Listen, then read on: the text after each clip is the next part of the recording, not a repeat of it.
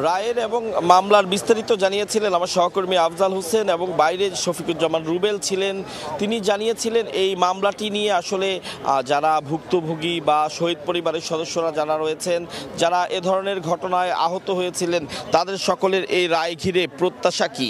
তো এটি একটি স্পর্শকাতর মামলা। আমি এর আগেও জানিয়েছি যে বাংলাদেশের সাবেক প্রধানমন্ত্রী তিনি এই মামলার অন্যতম একজন আসামি, এবং সাবেক স্বরাষ্ট্রমন্ত্রী তিনিও এই মামলার অন্যতম একজন আসামি, এবং আরও একজন অন্যতম আসামি ছিলেন যিনি পরবর্তীতে রাজসাক্ষী হয়েছেন, তিনি সাবেক আইজি পুলিশের, তিনি আব্দুল্লাহ আল মামুন, যার এই সবাই আসলে অত্যন্ত গুরুত্বপূর্ণ ব্যক্তি ছিলেন, যাদের হাতে আসলে আমাদের এই যাদের অত্যন্ত গুরুত্বপূর্ণ যে ব্যক্তিরা, সেই ব্যক্তিদের বিরুদ্ধে একটি মানবতা বিরোধী অপরাধের মামলা হওয়া এবং সেই মামলার রায় ঘোষণা করা অত্যন্ত গুরুত্ব বহন করে, এবং যার কারণেই আজকের এই দিনটি বিশেষভাবে গুরুত্বপূর্ণ।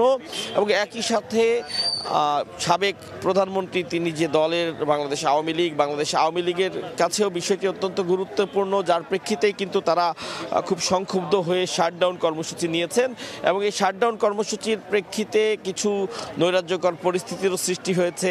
নানান ধরনের ঘটনার অবতারণা ঘটেছে, যেমন কিছু কিছু জায়গায় ককটেল বিস্ফোরণের ঘটনা ঘটেছে, কিছু কিছু জায়গায় অগ্নিসংযোগের ঘটনা ঘটেছে। আবার এই যে শাটডাউন কর্মসূচি আওয়ামী লীগ ঘোষণা করেছে, এই আওয়ামী লীগের শাটডাউন কর্মসূচির প্রেক্ষিতে এই আওয়ামী লীগের কর্মসূচিতে সংক্ষুব্ধ হয়ে আবার এক দল আছেন যারা ধানমন্ডি ৩২-এ যেই জাদুঘর ছিল, যেটি এক সময় সেই জাদুঘরটি পরবর্তীতে আগুনে পুড়িয়ে দেওয়া হয়েছিল, সেখানে এখন শুধু স্থাপনাটি রয়েছে, সেই স্থাপনাটিও বুলডোজার দিয়ে ভেঙে ফেলার একটি কর্মসূচি নিয়েছেন।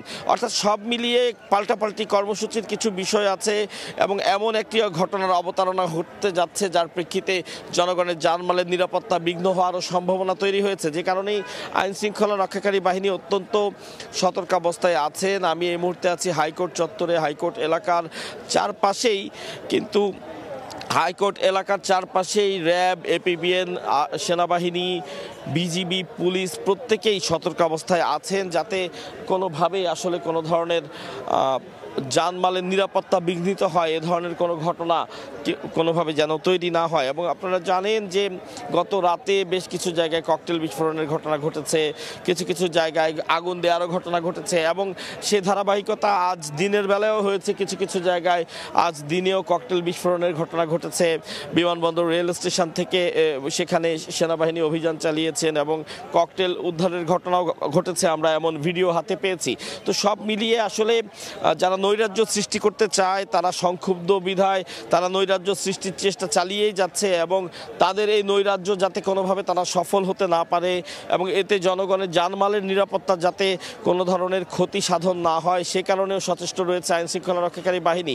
আমি এর আগেও একাধিকবার বলেছি যে তারা কি আইন শৃঙ্খলা রক্ষাকারী বাহিনী কতটা সতর্ক অবস্থায় আছেন এবং কতটা গুরুত্ব সহকারে নিয়েছেন, এটির একটি অন্যতম নিদর্শন হলো ঢাকা মেট্রোপলিটন পুলিশ কমিশনারের গতকালকে যে ওয়্যারলেস বার্তা, তিনি স্পষ্ট ভাষায় দ্ব্যর্থহীনভাবে বলেছেন তার কর্মীদের, তার সহকর্মীদের যাতে ককটেল নিক্ষেপকারী এবং অগ্নিসংযোগকারীদের দেখলে গুলি ছুড়ে হলেও তাদেরকে নিবৃত্ত করা হয়।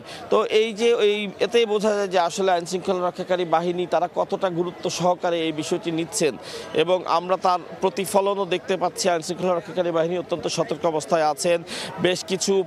বেশ কিছু মোড়ে মোড়ে আমরা দেখেছি চেকপোস্ট স্থাপন করা হয়েছে, এবং সেই চেকপোস্ট মানুষজন যেতে গেলে বা সন্দেহভাজন কাউকে চলাফেরা করতে দেখলে তারা থামিয়ে তাদেরকে জিজ্ঞাসাবাদ করছে। বিশেষ করে মোটরসাইকেলে যদি একাধিক ব্যক্তি মোটরসাইকেলে করে কোথাও যায়, তাহলে আমরা দেখেছি যে রাস্তায় মোটরসাইকেল থামিয়ে তাদেরকে জিজ্ঞাসাবাদ করা হচ্ছে, এবং অতিরিক্ত সন্দেহ হলে চেক করাও হচ্ছে, তাদের কাছে কোনো ব্যাগ থাকলে সে ব্যাগ খুলে চেক করা হচ্ছে। অর্থাৎ সব মিলিয়ে নিশ্চিদ্র নিরাপত্তা বলয় তৈরি করতে, অর্থাৎ রাজধানীবাসীর জানমালের নিরাপত্তা যাতে কোনোভাবে বিঘ্নিত না হয়, সেই নিশ্চিদ্র নিরাপত্তা নিশ্চিত করতে যা যা করণীয় তার কোনোটি আসলে ছাড়ছেন না আইন শৃঙ্খলা রক্ষাকারী বাহিনী। তারপরেও দু একটি ব্যতিক্রমী ঘটনা ঘটছে, দু একটি ব্যতিক্রমী ঘটনার মাধ্যমে ককটেল বিস্ফোরণের ঘটনাও ঘটেছে এবং অগ্নিসংযোগের ঘটনা ঘটছে। তো সব মিলিয়ে দু একটি বিক্ষিপ্ত এবং বিচ্ছিন্ন ঘটনাও ঘটেছে।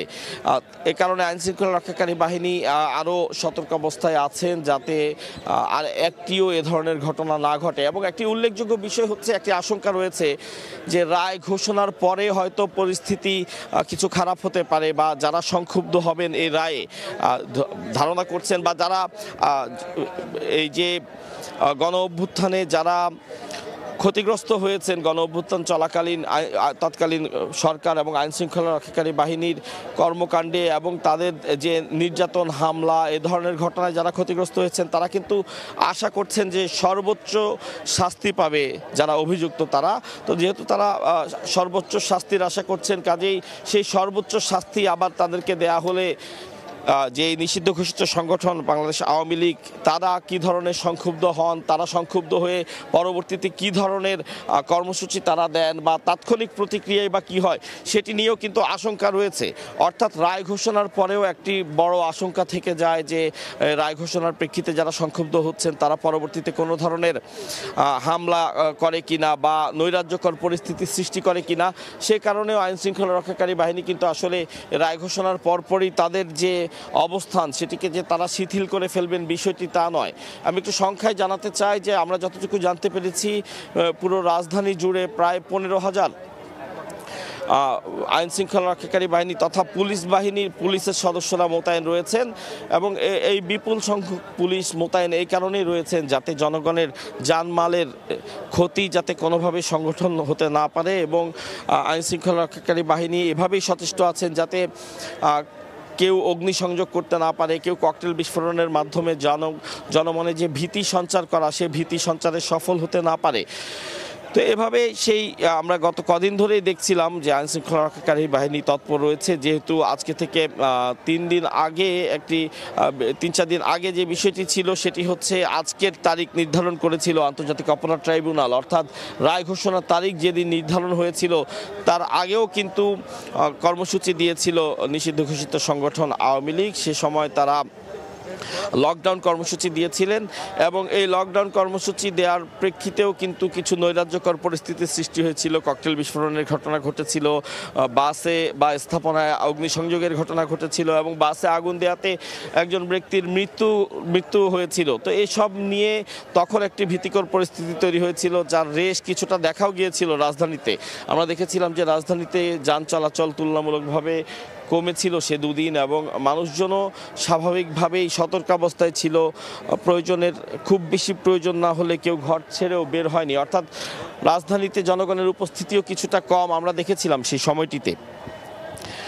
তো সব মিলিয়ে যার প্রেক্ষিতে একটি আশঙ্কা তৈরি হয়েছিল যে যখন রায় ঘোষণার দিন ধার্য করা হবে এবং যেদিন রায় ঘোষণা করা হবে সেদিন হয়তো আরও বেশি নৈরাজ্যকর পরিস্থিতির সৃষ্টি হতে পারে। কিন্তু আইনশৃঙ্খলা রক্ষাকারী বাহিনী এতটাই সচেষ্ট ছিলেন এবং এতটাই সচেষ্ট আছেন আইনশৃঙ্খলা পরিস্থিতি নিয়ন্ত্রণে রাখার, যে আসলে আমরা সে সময়কার মতো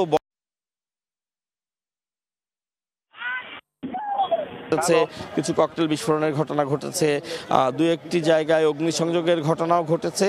তবে সেই লকডাউনের সময় যে পরিমাণ ব্যাপ্তি ছিল তার চেয়ে ব্যাপ্তি কমেছে এমনটি আসলে বলছেন সাধারণ মানুষ। এবং এটি আসলে নিঃসন্দেহে আইন শৃঙ্খলা রক্ষাকারী বাহিনী যে পরিমাণ তৎপর তারা রয়েছেন এটি একটি চমৎকার সাফল্য এমনটি বলছেন সকলে।